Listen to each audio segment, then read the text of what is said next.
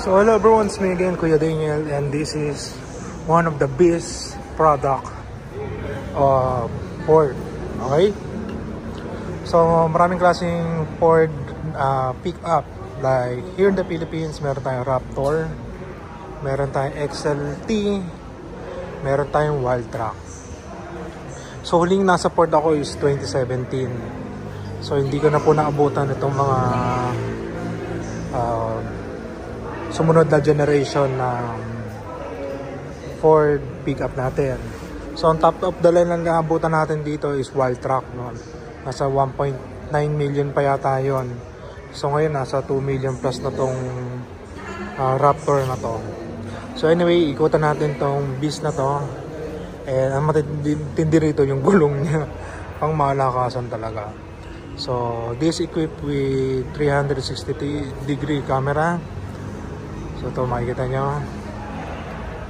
And equipped din siya ng all-terrain na alloy wheel na ano size nito?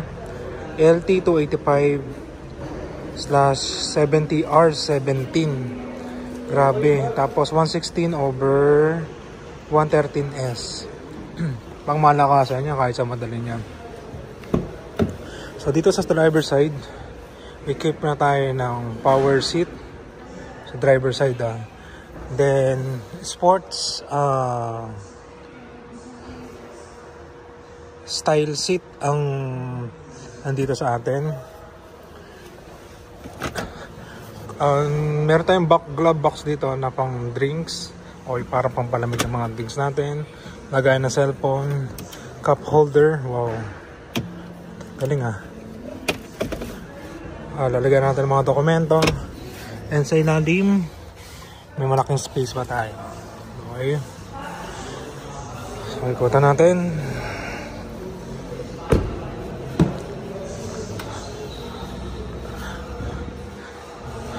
Wow, ganda rin ang likod ng style ng likod niya. May kangaroo pocket, may charger type C, tsaka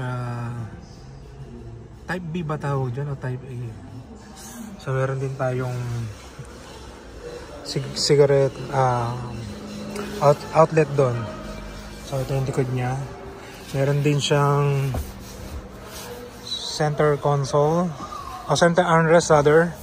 Console pala yun, sorry. So, so ang ganda niya. And sana magkaroon din tayo na to.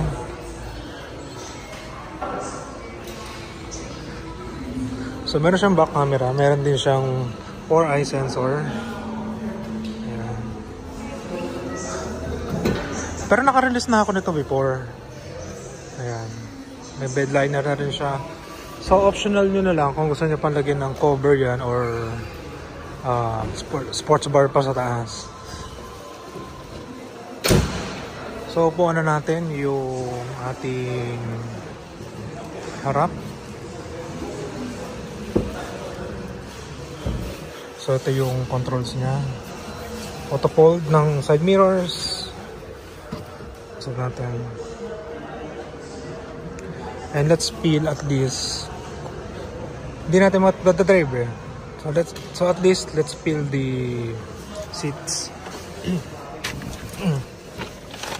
Sayang, wala kasi tayong kakilala rito sa Makati Ford.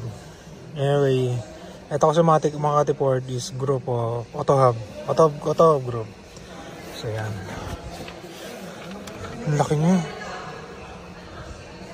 Yan ang taas niyang i-drive. Ayan. So sa 4-wheel niya, sa drive terrain niya, ayan, pipindutin mo na ng pipindutin yan until ma-reach mo. Electronic parking brake.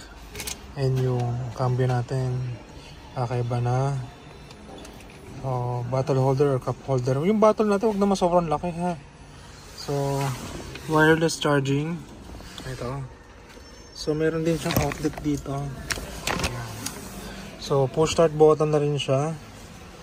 So, hindi natin mapakita pa yung ibang pictures niya due to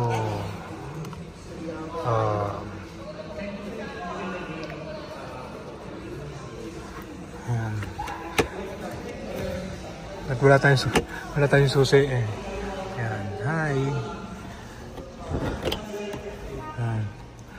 And meron lang ako hindi uy, nasira ko ba yun? Meron lang tayo hindi malaman. Auxiliary 1, 2, 3, hindi ko alam kung paano siya. So soon malalaman natin yan. Okay? I'm Daniel Uy, Sales Executive at Mitsubishi Valenzuela. Since meron tayong mga group of dealers under Auto Group, so pwede tayo sa Ford. Ayan. So Makati Ford, Ford Otis, ayan. Yung mga pwede natin pag-release na yan. So kung saan kayo malapit, doon tayo. Okay? So actually, pag naupo kayo rito, nakakamacho siyang upuan. And syempre, kapag sarili mo pa to, masaya. So anyway, pag meron kayong planong bilhin sa sasakyan, don't forget to contact me at 0962144